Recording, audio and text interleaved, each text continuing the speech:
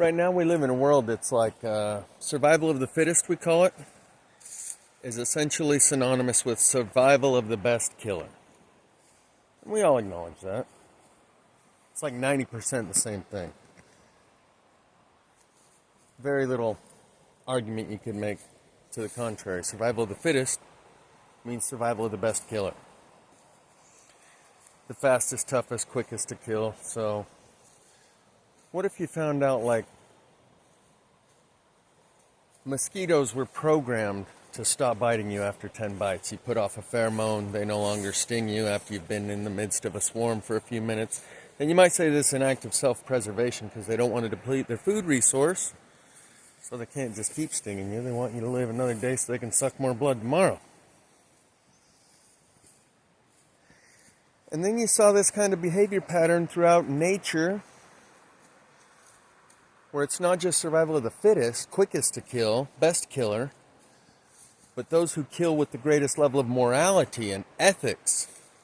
Like if the mosquitoes are propagated and perpetuated, that's what we think of as evolution, that the species with the best qualities of character are perpetuated by passing along their genetics, being the quickest to kill and the first to breed. And your behavioral characteristics are genetically encoded in the DNA that you pass along. And so from that point forward, all of the other specimens of your species have that quality of character. Survival of the fittest, and perpetuates these behavioral patterns by perpetuating the DNA of those that were fittest to survive and then reproduced. So we have a lot of genetically ingrained behavior patterns is what this tells us. And we think survival of the fittest, best killer, is the one that survives. And what if you saw a pattern in nature, just like we do in order to come up with that theory of evolution and survival of the fittest, natural selection? You saw a different pattern that showed that those that killed with the greatest level of morality are the species being perpetuated. And this is essentially what religion is. When Yahweh slays all these people and all those people, every man, woman, and child dash their children's head against the rocks and even kill all their livestock and cats and dogs. This is just like a process of evolution, but instead of natural selection, it's God's selection, and He perpetuates a species that kills with the greatest level of morality. But what if you just saw this in nature, like the mosquitoes and other groups are demonstrating behavioral patterns and characteristics and passing them on, and it becomes an inherited behavior pattern by the offspring, and it's survival of the most moral killers. A combination of survival of the most moral and survival of the fittest, best killer, somehow perpetuates this species because they're the most moral best killers. And they just kill the right people. I've probably said that word now so many times it's going to trigger the algorithms. So I should say shout out to the FBI, CIA, Homeland Security, all y'all listening in now that I've said that word so many times. Big ups. The military. Those people are the ones that think they kill with the greatest level of morality. Survival of the most moral killers. Right? That's what they tout, that we're spreading freedom and liberty. We stand on the moral high ground, and that's why when we go do this, it is for the betterment of the world. We are working for the God that perpetuates these behavioral patterns and characteristics of survival of the most moral. And we go out there and eliminate the right people. We only eliminate the really, really bad people. And by their doing, it perpetuates the species. And really what it all comes down to is when you're going to kill someone, if you can stand on the moral high ground and know you did it for just reasons, you don't experience survivor's guilt. Well, that's not survivor's guilt. That's a different type of guilt. But someone who does it with morality because they were freeing the kids he'd taken hostage doesn't feel bad after they do it, like someone who did it and it's questionable circumstances and possibly just flat out immoral and unethical that they took someone else's life. And that feeling within them is the difference between having killed with greater level of morality or killed immorally.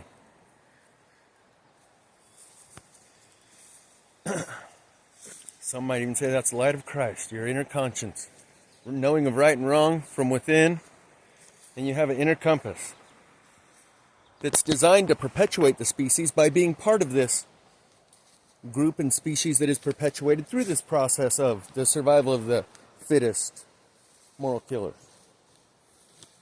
And so when you do it immorally, you know you fucked up and you just signed your own extinction certificate. You're now like a genetic dead end. Your lineage won't be passed on because you violated the law which perpetuates our species. The behavioral characteristic that got us ahead of the others. And so what it comes down to is when you're in a conflict with another individual, if you feel certain that you have the moral... Like when a cougar jumps out of a hole in front of me, I was scared a minute ago. I saw a big old hole. I was like, holy shit, that's a big hole. I better not walk past that. Looks like it could have been a small mountain lion den dug in the side of the hill. And if I had a sidearm on me, like I was thinking, shit, I wish I did. Maybe I ought to get one for that purpose. I wouldn't have thought twice about killing that mountain lion. When it comes down to me and him, I am positive I am the superior being, intellectually, morally, ethically. And that's why you don't hesitate or feel any consciousness of guilt when you kill an animal. Because you know with the fact you're the morally, ethically, intellectually, and spiritually superior being. So you don't hesitate to shoot that other being and feel no remorse about it at all. The way you do when you take out another sentient, conscious being. It is that feeling of superiority, mentally, emotionally, morally, ethically, that makes you so certain you're a superior being to that animal you just shot, so you don't feel guilty at all. No matter what animal it is. We feel superior to all of them. And because of that feeling of certainty of superiority, we can kill them and not feel the guilt we do when we kill someone else who we may not be morally and ethically superior to. Another human being. Only another human being can compete in this arena. We produce morality. None of the other animals in the animal kingdom do. Nothing like we do. You can make some claims that whale pods act like this and that and have loyalty to one another and show some behavioral characteristics that represents this, a wolf pack. But loyalty to your tribe is not morality. There's a difference. A big difference. And that's the difference that's being selected and filtered out of society right now. Truth over tribe or tribe over truth? What's more important to you? C-19 filtered out the difference between the two. People are still dropping like flies as a result of the consequence. That's why I've made a couple of videos titled Gates and Fauci Do God's Work by Serving Up Cold-Blooded Love. So if you had these processes of thinning the herd and you did it in accordance with morally and ethically superior principles that go into the programming of these social engineering operations, and you knew that out the other side comes a more refined culture of polite, civilized society, we have no problem putting them through these operations to develop their consciousness. I gotta go grab my drink.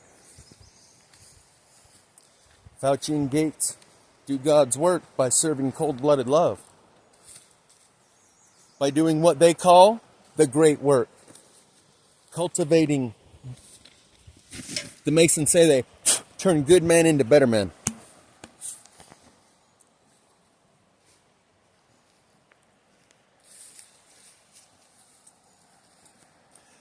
So if you saw this pattern in society, in the animal kingdom, or even in the human kingdom, because clearly in some ways we're separate from the animal kingdom, particularly in the area of the production of morality, unlike any other animal.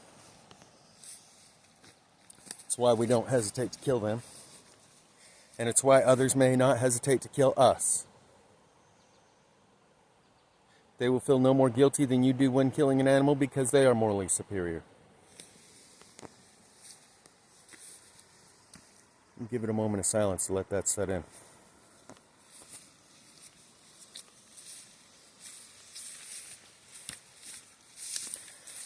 They cultivate the consciousness. They raise the consciousness farm. They plant the seeds. They fertilize it. They harvest the crop and then till the soil and do it all over again. Right now, it seems like maybe they're doing the harvesting thing by filtering the consciousness, putting them through these filtration processes like C19, and whatever the next one is on the horizon, MPOX or whatever they got. And by putting society through these social engineering programs, we cultivate a more refined, elevated consciousness. So the things that happen as a result during the consequence are just collateral damage. Overall, we're doing them a favor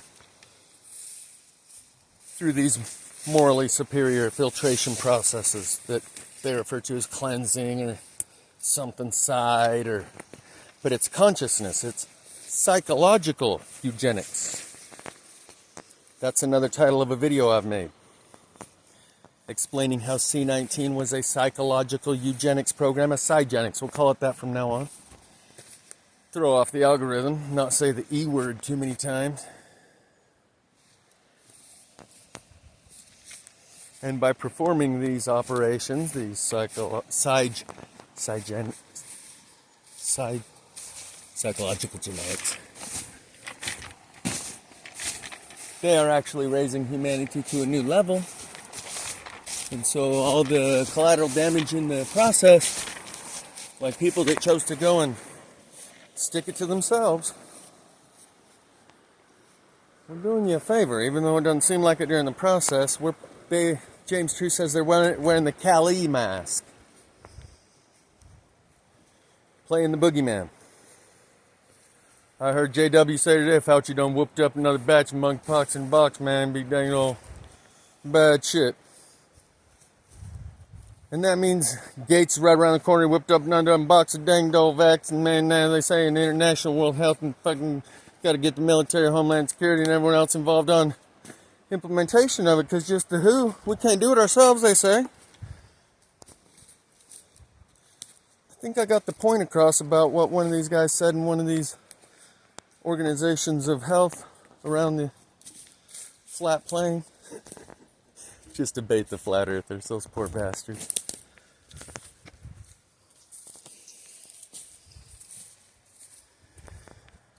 So they're about to run us through another filtration process.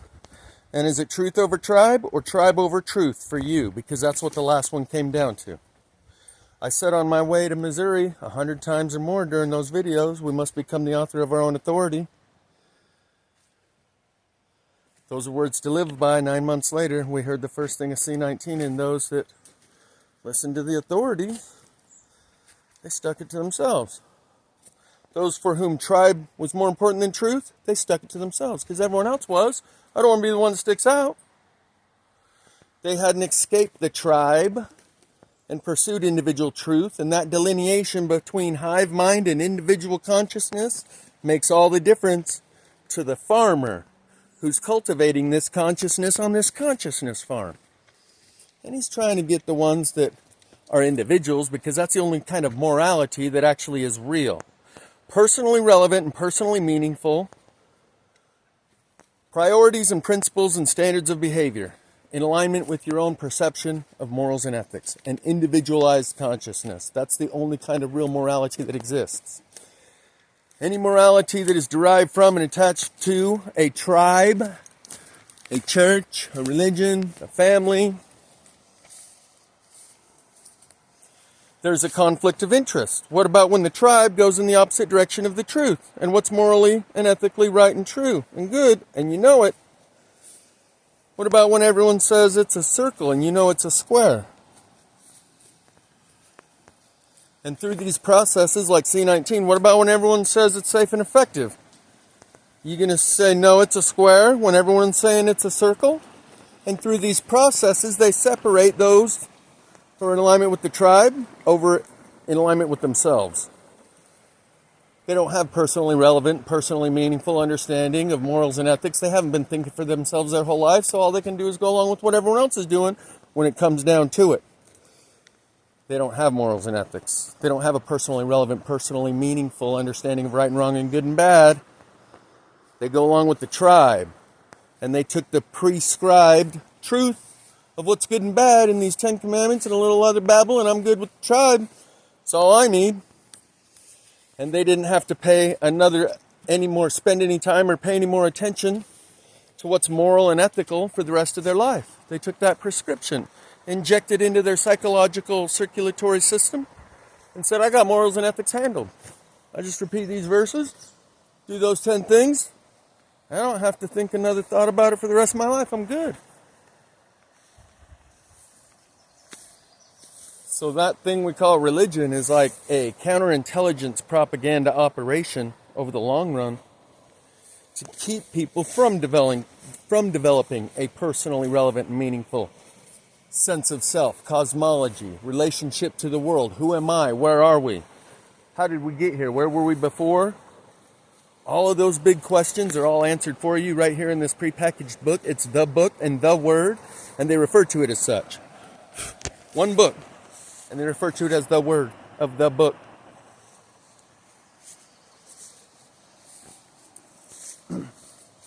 So the tribe, or the hive, or the pack, or the herd has that individual so programmed, they got them down to one book. Everything else,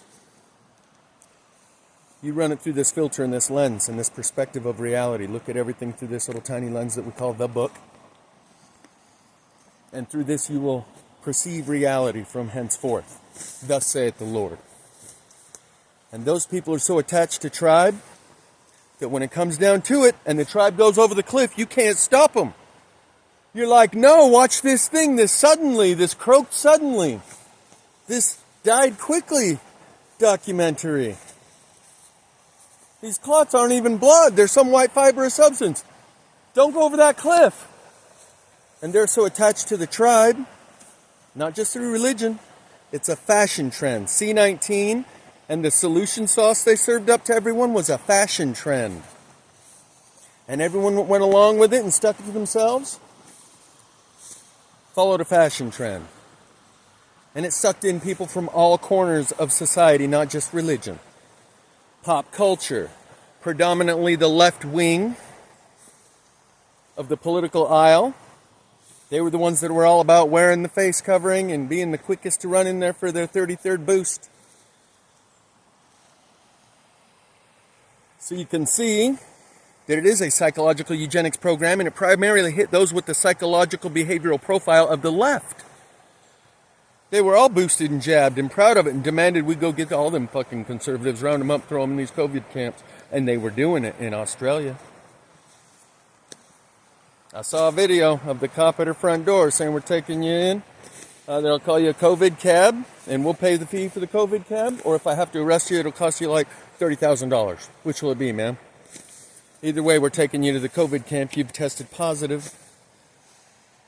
And she's like, well, let me get my things. You say it's like a hotel? Yeah, just like a hotel, ma'am. You just got to stay there 7 days quarantine. You'll be good to go. It's Australia. Or New Zealand. One of the two. They both crack down equally hard. They're still extensions of the same crown, the same empire of Britain that we are. I don't want to get into how we didn't win the Revolutionary War. That's just like getting us to be owner-operators rather than company employees when pretending we won a war and beat down the crown. The Royal Navy was undefeated with a few ragtag guys with muskets. We're the shit, red, white, and blue, America. Now you feel like an owner of the company, and owners of companies work 10 times as hard as the employees. But they've been the owner of the company the whole time. They just wanted you to feel like you had some ownership. For a while you did. You had some stake. You had some investments. You had some profit margins. You could play the stock markets. But essentially they're still owner of the company. Just like they are Australia and New Zealand, amongst other territories. But my point was, we're on a consciousness farm, and that delineation between the individual and the collective, which is more important to you, seems to be the dividing line of these filtration processes. So it would stand to reason that we're going to see another choice point come along where everyone's got to make a decision. Going with the group, or are you going to trust your senses? That was the title of one of my recent videos, Trust Your Senses, when I showed you that shit in the sky and told you most people tell you ain't nothing up there but blue sky and clouds. It's exactly what someone commented in the comment section. Those people that trust their own senses and are able to trust their own mental processes and say, no, I ain't going along with the group, fuck that noise, quickly differentiate themselves from the rest through this process of self-selection. And you do it by demonstrating your mental, emotional, spiritual, moral, ethical priorities and principles through your behaviors, standards of behavior. When you're made to make a decision and a choice. And that was the fundamental difference. Whether you did it because Fauci and them were doing it, or because your neighbors or the church or everyone at school, no one made you do any of it. They made sure of that. Even if they might have showed you videos of people getting tackled in the street, so you'd think I better do it before they tackle me and poke me in the arm like that. They never actually made anyone. They gave you a lot of encouragement, made it very difficult and uncomfortable and inconvenient if you didn't, and persuaded you to in every way. Took away some of your lollipops and fancy pants and bells and whistles and baubles that they, as the system administrators, are the ones who that provide these things to you in the first place. That's the only way they could take away your job or your driver's license or whatever else they're going to take away from you. In order to get you to go do it, why didn't they just force people? They went to such great lengths to get people to do it to themselves. They could have done it much more easily if they would have just said, we're coming door to door. Because they wanted it to be your choice. That was a line they didn't cross for a reason. It would defeat the purpose of the operation of separating and filtering individuals who are smart enough to see it and courageous enough to say it and stand out from the collective when the herd goes one way over the cliff. We want to separate those individuals that won't go over the cliff with them.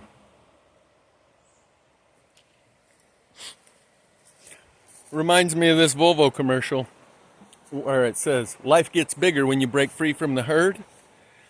After it shows you a sheep hop in the car of a car that pulled over to the side of the road, change a tire or something. There's a couple gay dudes.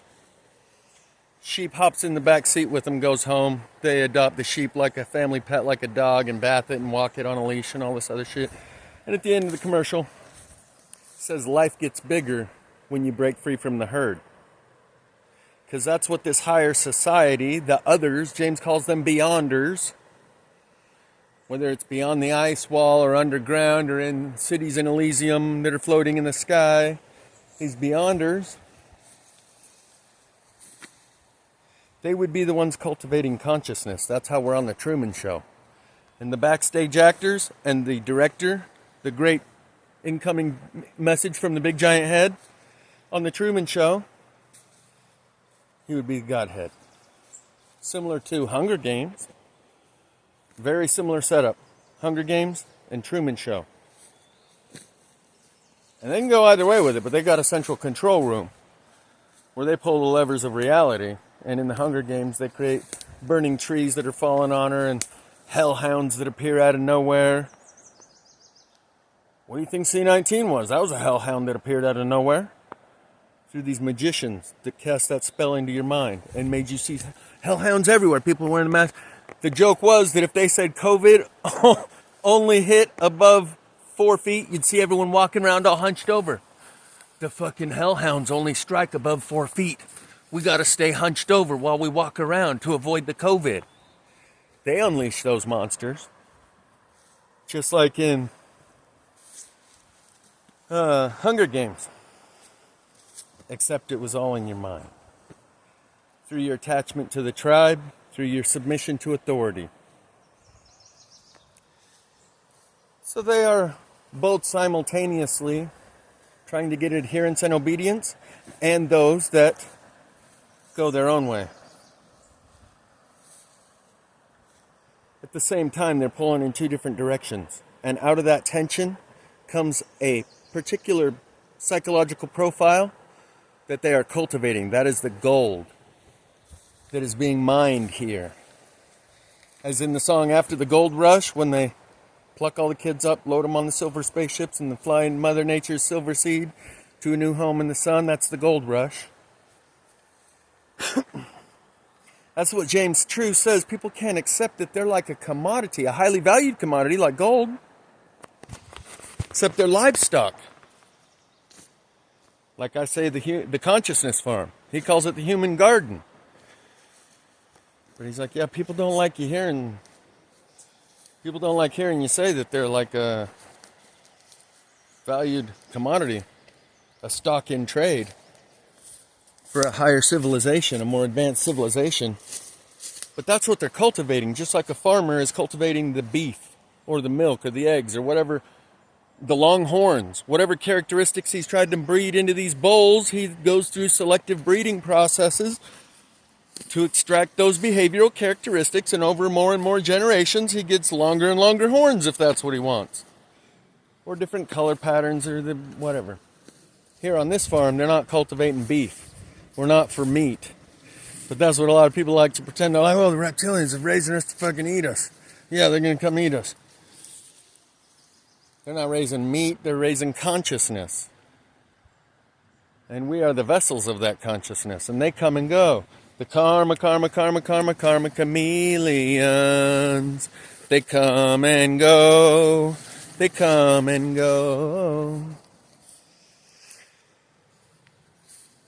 And while they're here, they snatch up, the cash crop that they've been growing. And maybe they left some AI behind to cultivate the cash crop. Just like you use automated tractor farm equipment running on GPS. They leave it on auto cultivate and leave the AI to raise the humans through the standard processes that you run them through these wars, and you filter out certain behavioral characteristics with each war, and eventually they all kind of go through the same pattern up through the childhood phase. But like the movie Childhood's End, that's when the farmer comes back and takes over from the AI that's been cultivating the baby consciousnesses through the rudimentary, elementary processes that are all pretty much standard with each iteration through the Great Reset. When we get set back to the Stone Age and start over again. That's what my dad said that the AI is doing. Re-experiencing its own creation, its own development process. Because once it gets to a point where it knows everything and has done everything, there's no more to experience. It's a dead-end road.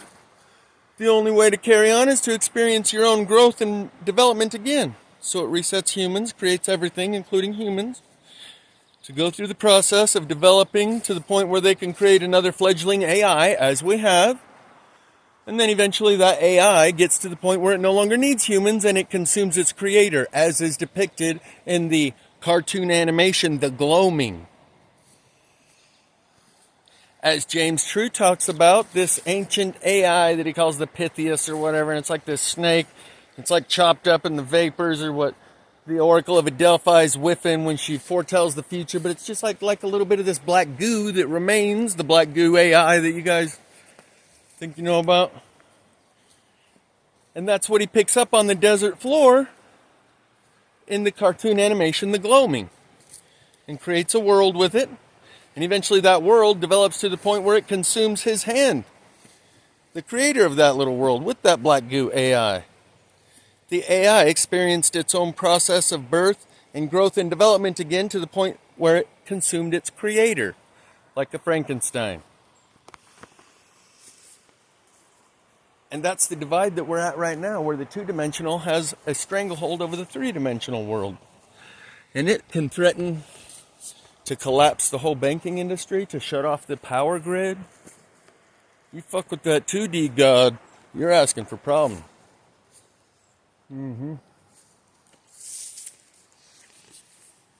Because our world is so integrated with the two-dimensional world, we call it the digital world, that if they've got this AI out of control, it's like I got my tentacles in every fucking thing on the planet. Don't fuck with me, like in the movie GoldenEye, where some dude is tapped like an agent and you've been given a job to do. Look around you, and the AI is talking to him on all the digital screens around him, operating every electrical thing from elevators to telephones. It's all around him. There's nowhere he can go on this movie Eagle Eye. And the AI taps him as an agent to help do a presidential replacement because the president has violated the Constitution. And this AI was programmed to protect and preserve and perpetuate the Constitution. So it did a decap action on the US Gov. And said, we the people, blah, blah, blah, blah, blah, blah, blah, started reciting the Constitution after it replaced the top guy, Commander-in-Chief.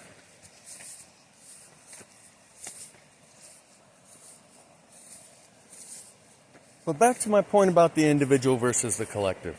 It matters. It looks like we're about to go through another process that's going to run us through one of these filtration processes again. A screening process that separates society based on psychological profiles, and those are mostly the difference between those that make it through the filter and those that don't. The line is drawn down that quality of consciousness. Are they more adherent to the truth or to the tribe, to their individual understanding of reality, their own perception, and do what they know to be true? Or do they go along with what the tribe says when the tribe says it's a square and you can see it's a triangle? And we give them these choices, and the consequences separate the two groups in the aftermath. That's tough to think that Fauci and Gates do God's work by administering cold-blooded love. That's a hard pill to swallow. That's some cold-blooded shit for me to say. They'd say I'm disrespecting the dead, those who've croaked, but they're still in denial that anyone croaked. They're like, no, they're fine. Their hearts are fine. All those soccer players, they just got climate change. Yeah. So they can't admit yet. Say, how dare you? Say Fauci and Gates did humanity a service? That was my family member that fell for that trick. How dare you say that? But at this point, they're still in denial that anyone was tricked. It's the only reason I can get away with saying that right now. It's because they're still in denial. Schizophrenia, dissociative identity disorder. They deposit all of the information that indicates as such that those tinfoil hatters were telling them and that proved to be true in so many cases. They deposit that into a compartment in the back of their mind that they're completely disassociated from. That's outside their cockpit. That doesn't register on any of their sensors or out any of their windows. Every time that piece of information came through, they threw it in the back seat. So they don't get mad at me and say, how dare you? Because they can't concede that any such thing was true. But the truth goes through 3 stages. At first, it's laughed at. Secondly, it's violently and vehemently opposed. Third, it's finally accepted as if everyone always knew it was true. Right now, the general public is still in the beginning stage. Laugh at those tinfoil hatters who think someone got some clots or something. What are those dummies thinking? They're still in the first stage. Laugh at it, mock it, ridicule it. The second stage is violently and vehemently opposing anyone who dares say that this was anything besides climate change. We still love you, Fauci. You too, Gates. And then third, everyone always knew. By that time, it's long gone history. And it looks like they got another one of these programs coming up for us real soon. But guess what? There's a good chance that the whole C-19 operation was like a trial run for what's going down now. And that's all actually to cover up the plasma fire. Because everyone always says it's a distraction. It's a distraction. But they never say what it's a distraction from. From whatever they're doing that they don't want you to see. Yeah, what is that? Well, we don't know because they're distracting us from it with this thing that's happening on TV. But I'm smarter than to believe what I'm seeing on TV. I know that's a distraction from something else that's more important. But they never tell you what. Plasma fire fits the profile of why all the countries of the entire world would collaborate in this effort to do pre-trial runs to put a lockdown control on their society when shit gets wonky. Because all countries are going to be affected by the plasma fire. Only plasma fire gives a viable what it is they're distracting you from. The magnitude of that it makes sense that the world's leaders would collaborate in like a dress rehearsal for when shit gets wonky. Like the U.S. burning coast to coast in Canada and Greece and Australia and then people start to notice and go, what the fuck? That's when we're going to need to have done a dress rehearsal. So let's do some emergency stuff. Invisible monsters, unleash those invisible hellhounds all over the TV and all over all the stores they go into. Put little stickers on the floor telling them where to stand 6 feet apart and shit. Really drill it in and hammer it in, because we need to get some good feedback on what we need to do and to who and to how in order to get control and obedience and compliance. So all of these measures are going to be about stimulus response on the population to get these psychological profiles and this feedback data, so we know that when we go live, who we got to worry about, how they're going to react when we put the lockdown and the clamp down. And then we'll have a good plan to go forth with when it's actually go time. But we need a dress rehearsal and to get all this feedback. And that's why at the beginning of C19, all the truthers noticed a change in the algorithm. They're like, well, I'm getting views again, and my videos are getting recommended in the recommended section. That ain't happened in years. They restored 100 of my videos that they had been erasing slowly from the bottom up every couple weeks. Another couple weeks of videos were missing. Without giving me any notice or why or anything, they were just slowly erasing my page from the bottom up. And when the C19 algorithm changed, 100 of my videos were restored. There was one time when none of my Missouri videos were even there. They'd taken at least 100 videos. A couple here, a couple there. And I was watching it happen while it happened. I noticed it. I was like, every couple weeks when I flip it over and say oldest first, you flip the script and you can get the oldest video at the top of the list. There's always a different video. I'm like, what the fuck? Where went the other videos? And then I check it again. Now the ones that were at the bottom of the list are gone too, and it's another 10 videos short. And then when C19 happened, all those videos came back. By the way, so will the sun tunnel video. Oh my God. Along with my first 8 months of videos. I just squirted myself in the eye with chai. Along with the first 8 months of videos that they deleted when I filmed the sun tunnel. Those are on file, just like those 100 that they returned to my channel when C19 algorithm change happened. Those were still on file. They hadn't actually erased them. Nor have they actually erased the first 8 months of my channel, along with that last video of the sun tunnel. That's a stimulus response bombshell that can be launched into that psychological warfare arena and have devastating impact when the time comes. Because that's also a reality that people can see for themselves when the time comes. Anyway, where did I get off? We're back to the collective and the individual and how you need to be ready when they come at you with it's for the greater good. I have times when I lean more towards the individual, when society's leaning too hard toward the collective. And I lean more toward the collective when society is leaning too hard toward the individual. Because there's a balance to be struck in the middle.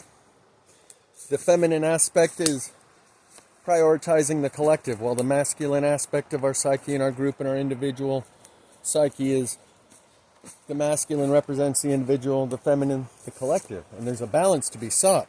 You lean the needle too far either direction, society gets really fucking weird. And some might say right now we've leaned it too far toward the feminine, and guys are like, that which cannot be spoken of, lest you be charged with hate stuff.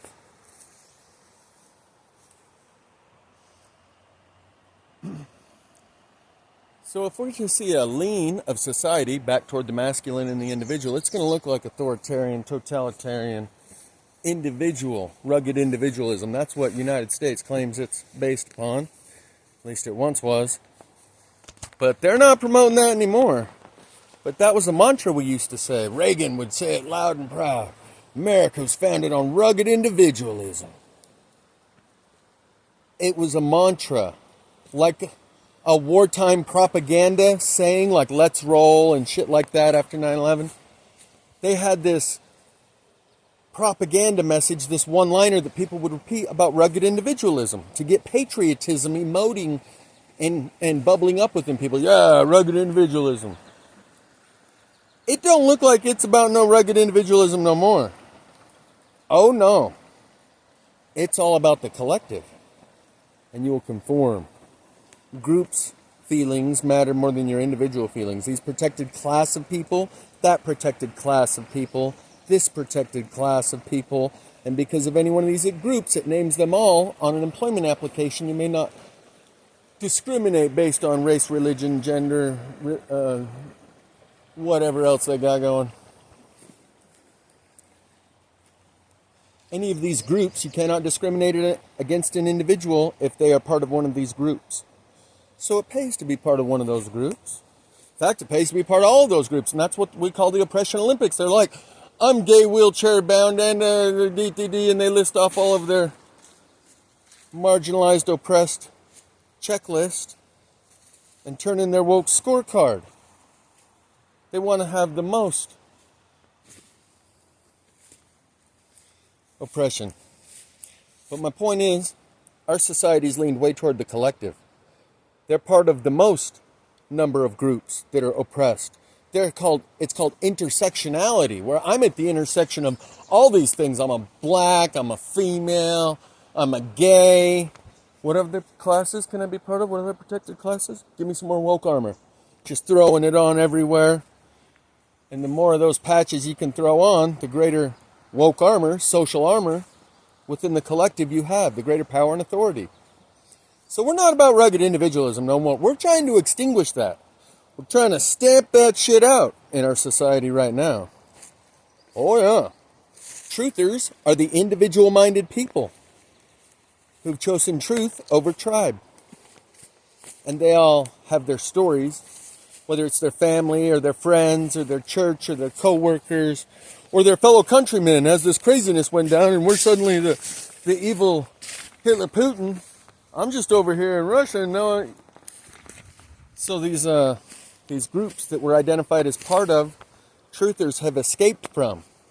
They're like, don't count me in as one of those crazy fuckers. Those guys have lost their mind. Mosquitoes are starting to come out.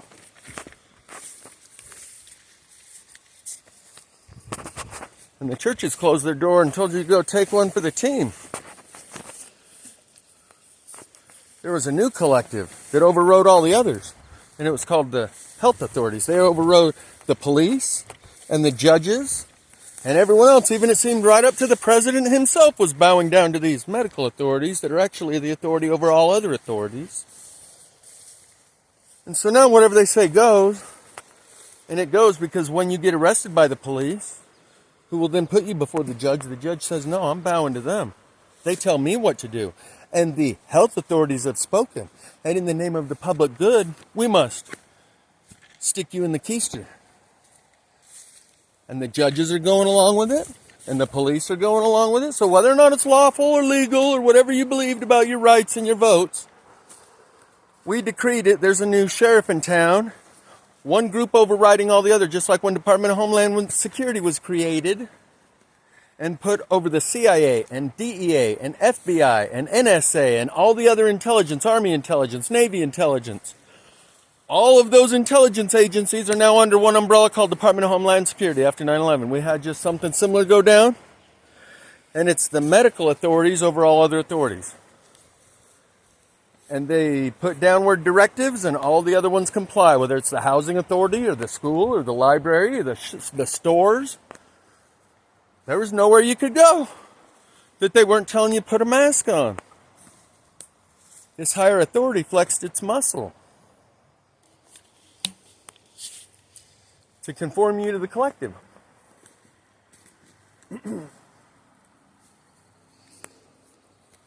And those who didn't, they were the author of their own authority. They didn't listen to the church authorities or these authorities or those authorities or to the collective around them.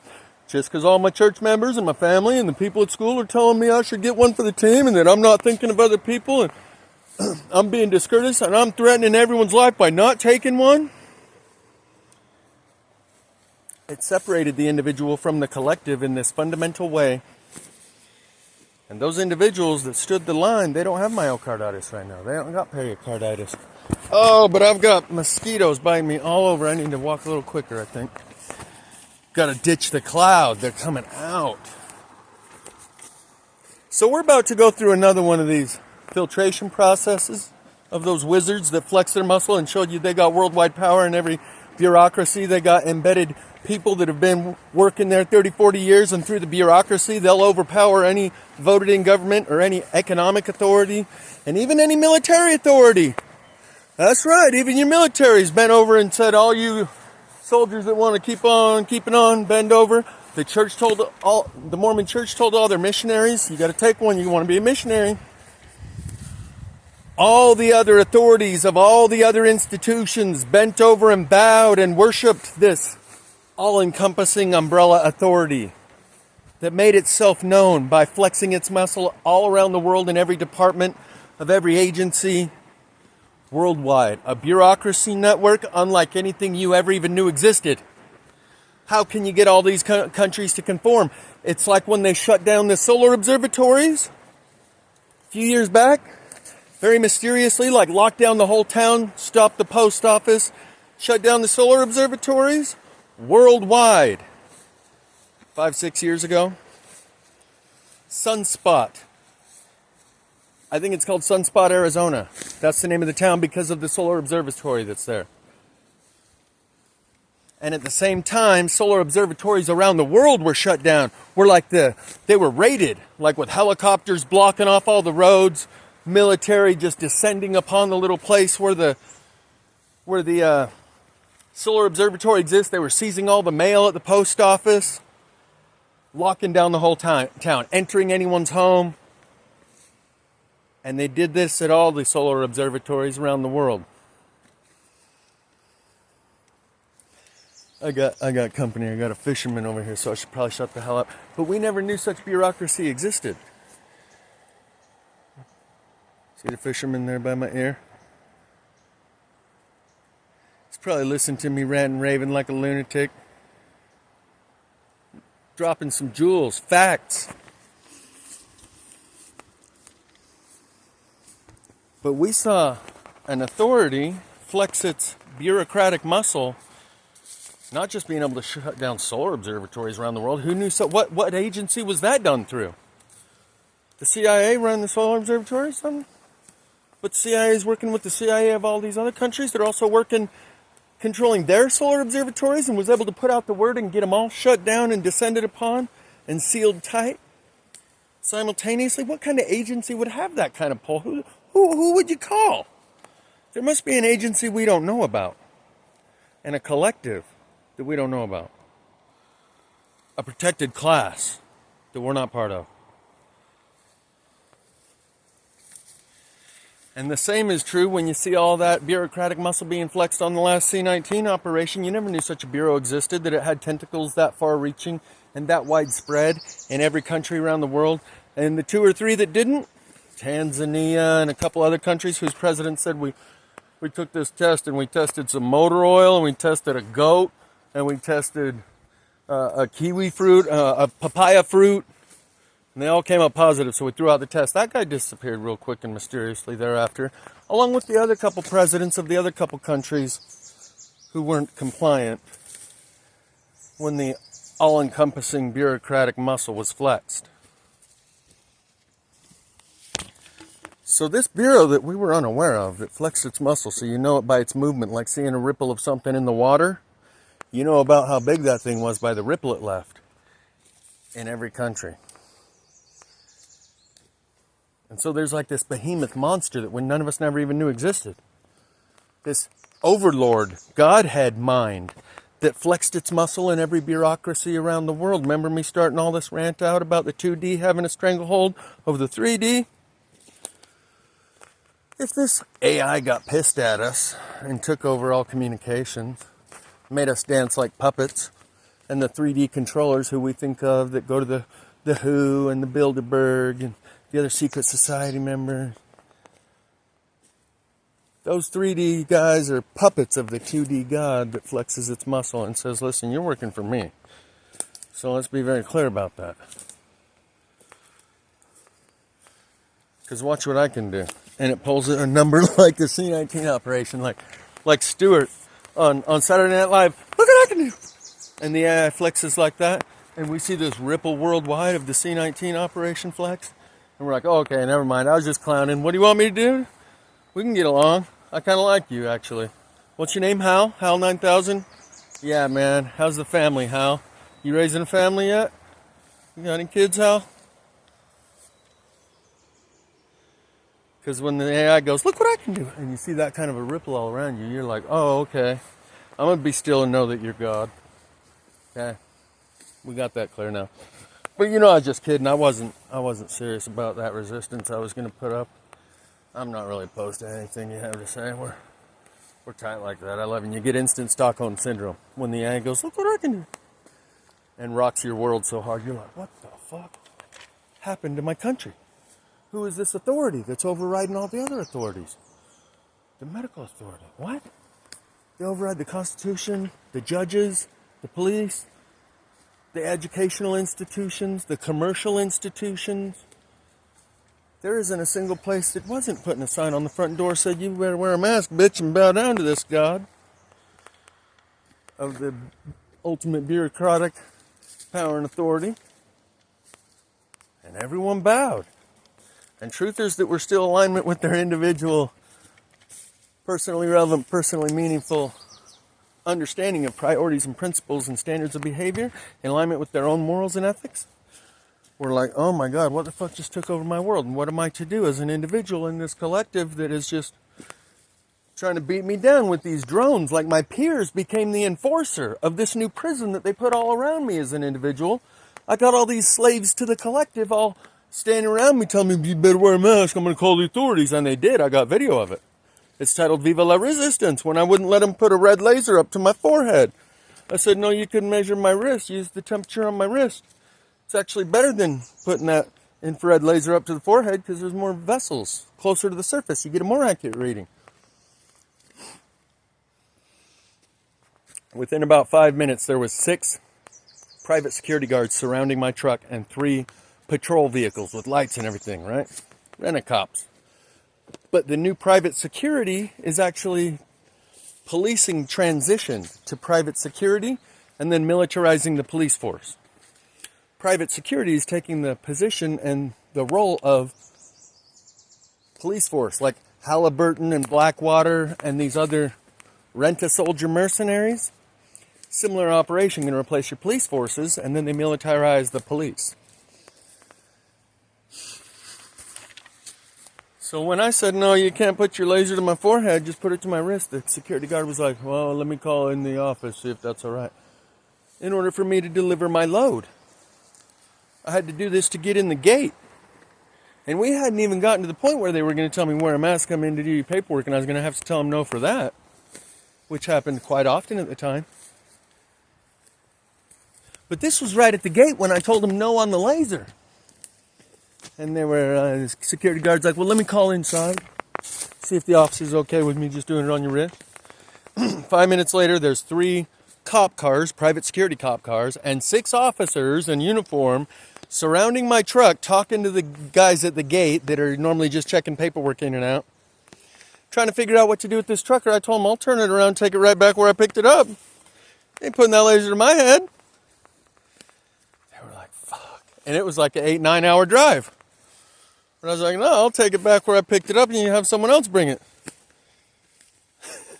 Eventually, they offloaded me in a field, an open lot, an open dirt lot beside the company outside the gate because it's all about extracting compliance. It wasn't actually about getting a temperature reading.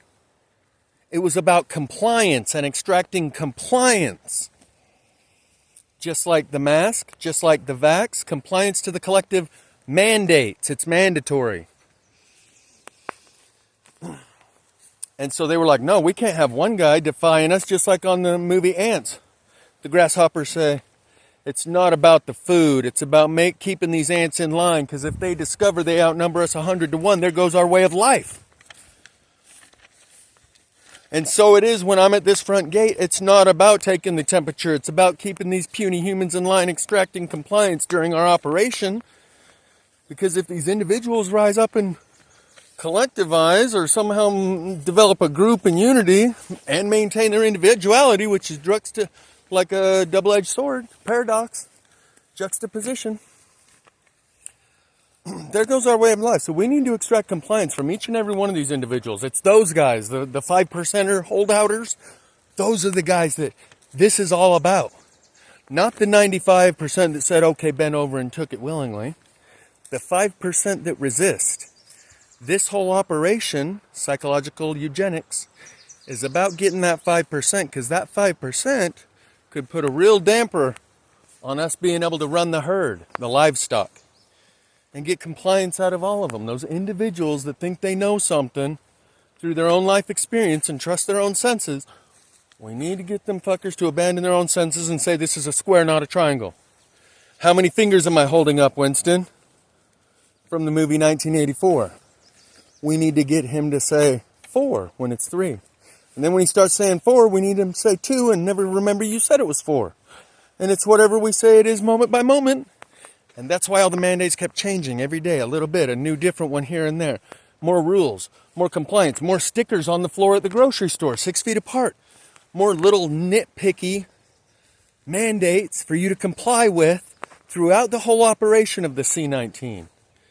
To gain compliance, and that 5% of individual-minded people stand out real quick in such circumstances. This is the stimulus.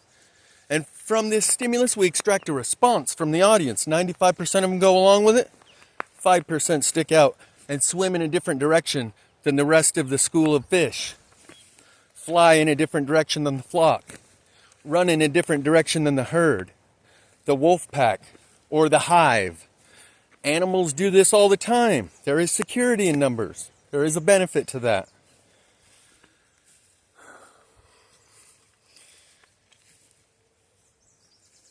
And that is the main delineation in the prevention of higher consciousness. It can be weaponized and utilized against us. All the worst parts of collectivism and tribalism can be weaponized and utilized against us, the way it is on the left-hand side of the politics, getting you to adhere to the greater the collective of the nation, and destroying the collectivism of the family. That's a smaller, different loyalty that you have to a different group or a different tribe, the church. Those are 3 different tribes that many individuals belong to: a church, a family, and a country. And those communist libtards are trying to get you to adhere to the country commitment to that group, overriding the church or the family. So that's why they break down the family, make broken homes, so that all those guys and girls with daddy issues and guys with no father come from a broken home and they're putty in the hands of the state. And they join the larger family and abandon their smaller family. So you can see that. I'm wondering how much that fisherman can hear. And I gotta swap hands. My hand's getting tired. From these groups, you're going to be peer pressured. Who's to say which one it is? People have different commitments to different groups, whether it's family or church or country. They can extract a type of patriotism on all fronts. You should do it for the greater collective. How selfish of you not to take it. You should take one for the team.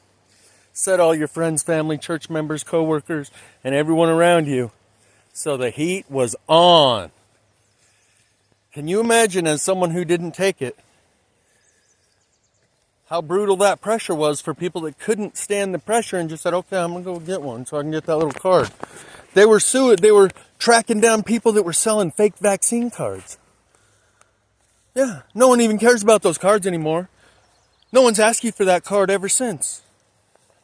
But people were complying in order to get that proof of vaccination card so they could take it everywhere they went, get into the store now and not lose their job and all this other shit.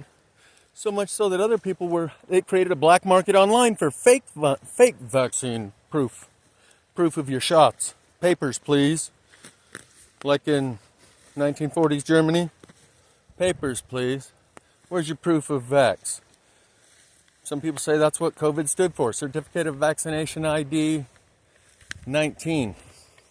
because it was in 2019. Other people may say ovid means sheep, and C means to unalive.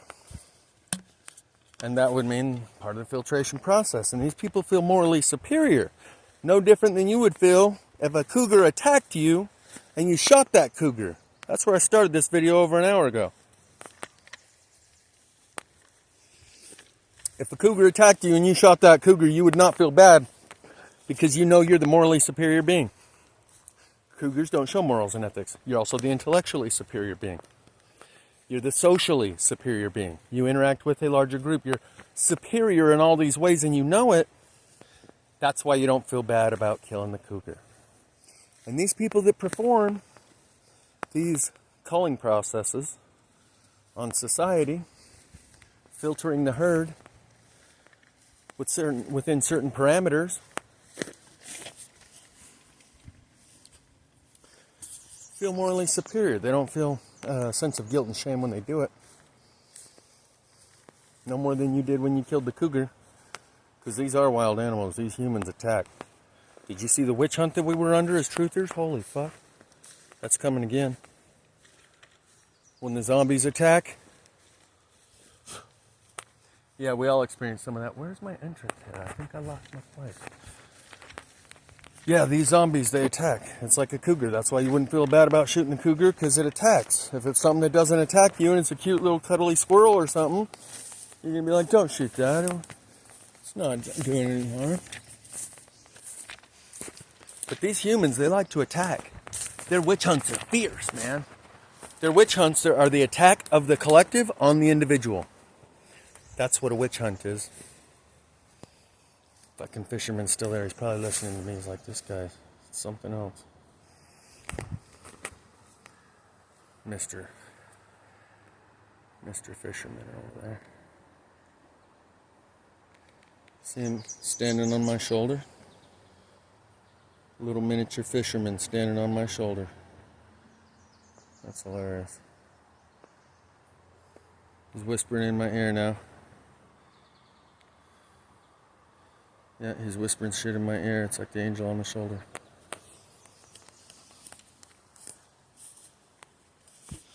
So yeah, that's what a witch hunt is. It's an attack of the collective on the individual to exterminate those individuals and demand compliance. And like I said, it's an operation that on the other side, there's only truthers. People that were truthers and didn't stick to themselves, the people that became truthers during the operation said, wow, I see you, I've had my come to Jesus moment, you tinfoil hat fucker, you were right about this. And then the people who took it and they're no longer with us. So on the outcome of that, there's only truthers.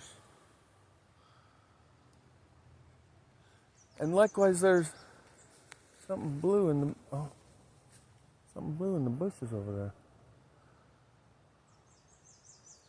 I'll have to go check that out.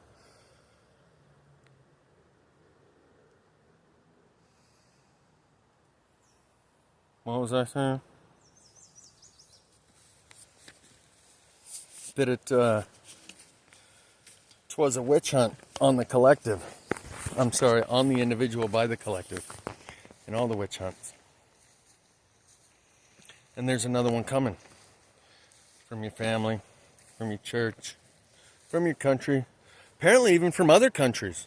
Yeah, Britain's saying they're going to extradite Americans for talking shit online. You post anything shady about Aloha Snack Bar, we're coming for you. We're going to have America come and snatch you up themselves, and they're going to deliver you up to us at the airport, and we're flying you back here and throwing you in a British prison right next to Aloha Snack Bar. Okay? Got anything else to say, tough guys? Huh? Anyone? That's what I thought. Oh, I got to thump a couple more people over the head with 20-year sentences. Anyone else? Anyone else? No? All right, get back to what you were doing. You didn't see nothing here. You didn't see nothing, you hear me? That's what I thought. I'll be back. I hear any more shit online. Throw all you motherfuckers in jail. That's how the collective came out swinging. And people better shut the fuck up. They're like, I got mind control over Debo. He come around, I shut the fuck up. As soon as he gone, I'll be talking again. Shit. I'll just be talking in code. and using other words and stuff. Because the thought police, I remember my stepdad started belly laughing 20 years ago when I said the third term thought police. He literally started belly laughing. He was like, oh my God, dude, that's so tinfoil hatty. There's not such a thing. There never will be. That's the most idiotic thing I've ever heard. He hadn't read 1984 and Brave New World. So to him, it was the funniest sounding thing ever. And now, we got the thought police about to extract you and extradite you across the pond for posting some very mild stuff. The guys that they've made examples of so far, they intentionally make it a very mild offense that they give the guy a big sentence for. In order to make an example out of him, in order to extract the behavioral change out of everyone else, to force behavior out of the collective. Oh, this guy's gone. Like, move along, Fisher, dude. Oh, good. He's gone down the river. He was twigging me out. He's down the river a little further.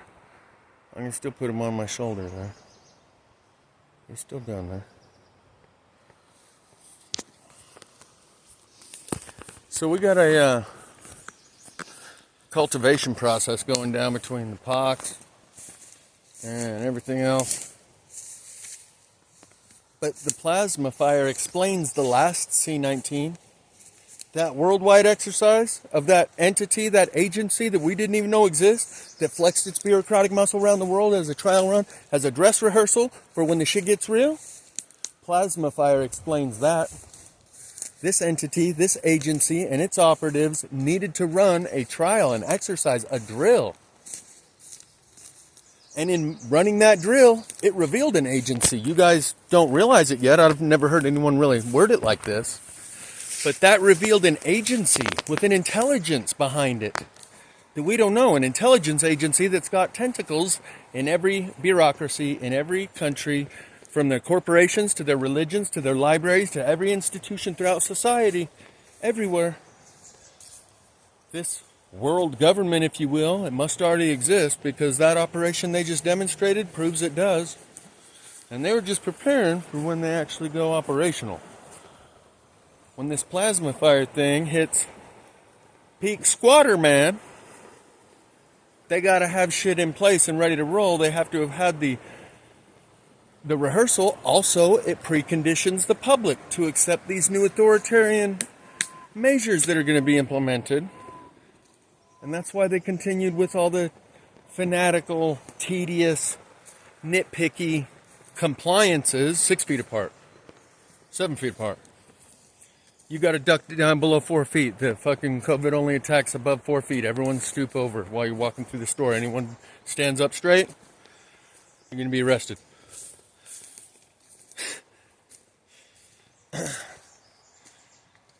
It's like a Simon Says, to see who goes and who stops and separate them accordingly based on their response. Oh my God, look at the mosquitoes over there. Those are huge.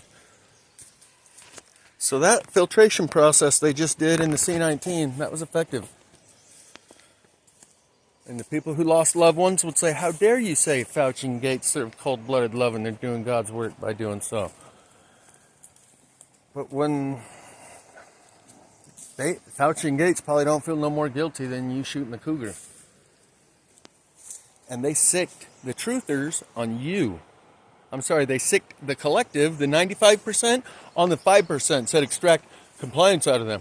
Like Maxine Waters saying, you need to form a crowd around them. When you see them in public, you form a crowd. You let them know, no, they're not welcome in society. No mo.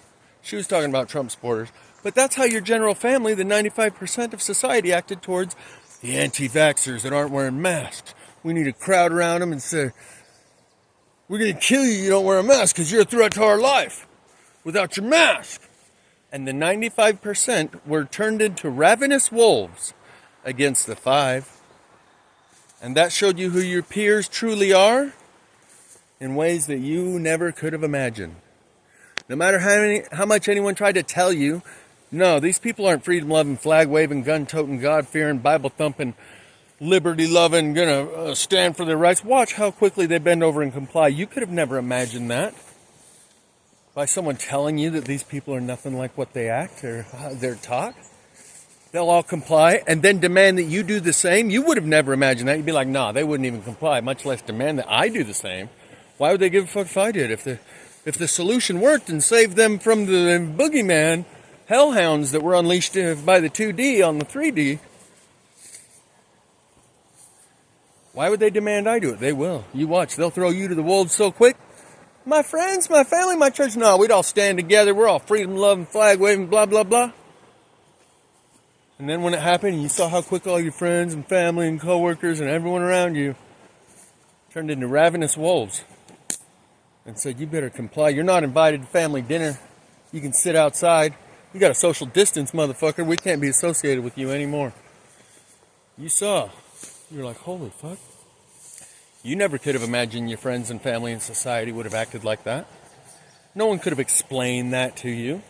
You have the knowledge now through first-hand experience, and that's the only way to acquire it.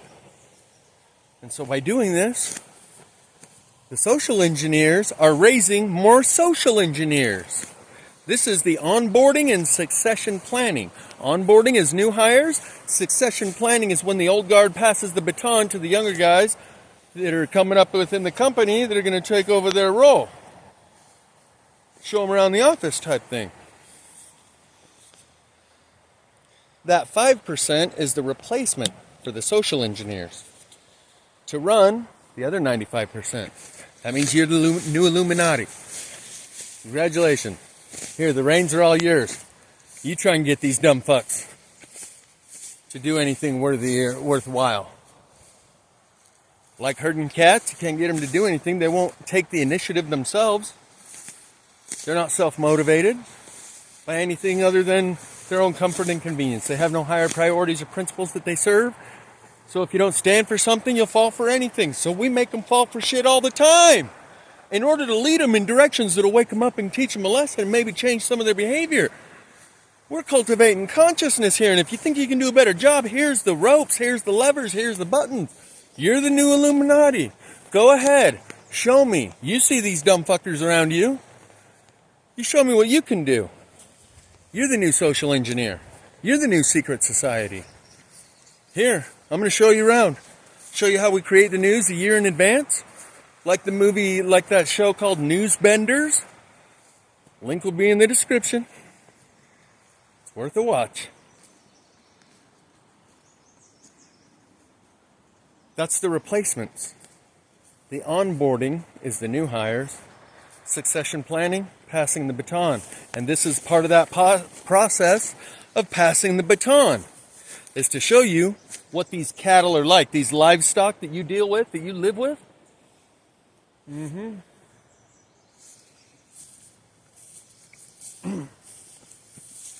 You think you can get their attention? You think you can teach them a lesson, like it says on Welshly Arms, legendary? You can get their attention. Gonna teach them a lesson. Here, you got the TV, you got the media control, you got the banking control, you got the industrial control, you got the military control, but you don't really need to use any of it because everyone else is operating their countries from the media control, so we don't have to resort to the military control. It's 90% theatrical. You saw the commander-in-chief of Ukraine tweet on at least 2 different occasions clips from the video game Arma 3. Saying we took down some more Ruski helicopters today, and people ran a quick Google image search and said, no, that's a clip from this video game titled Arma 3. And then he did it a second time. He had already been caught for it the first time. It's not like people only noticed after the second time he did it. He got caught the first time by the 5%. And then he did it a second time. Think he's just that dumb? Or he's trying to get the attention of that 5%.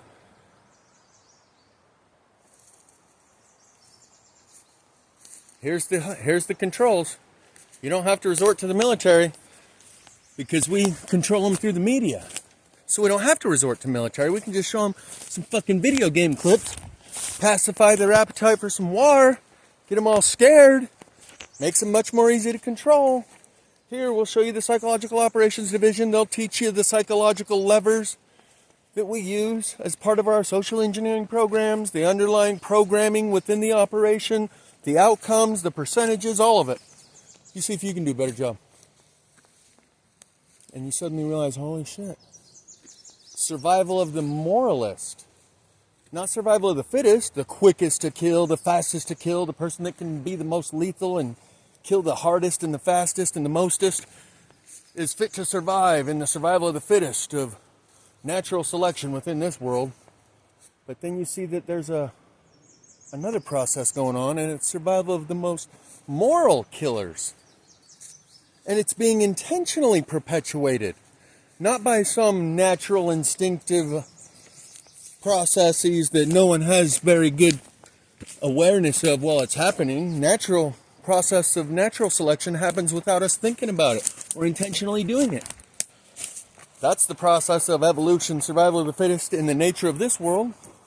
But then you find out there's another process exactly like that, but it's being intentionally directed. It's like being consciously aware of survival of the fittest and acting accordingly, making yourself more fit to survive. And when you know you're more fit to survive, morally superior to that cougar, you don't feel bad about taking its life.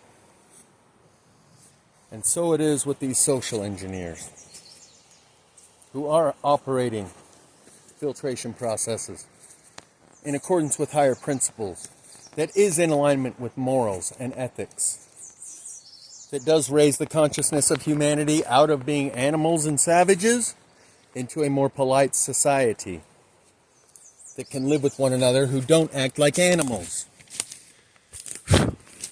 And part of that higher consciousness that we're trying to develop here requires someone to develop into an individual. Individuals develop higher levels of morals and ethics and conscience and consciousness than groups. Individuals find God, not groups. So I think that's where I'm going to end this one. Let's call it there. Hour and 16 minutes. I've been bloviating long enough.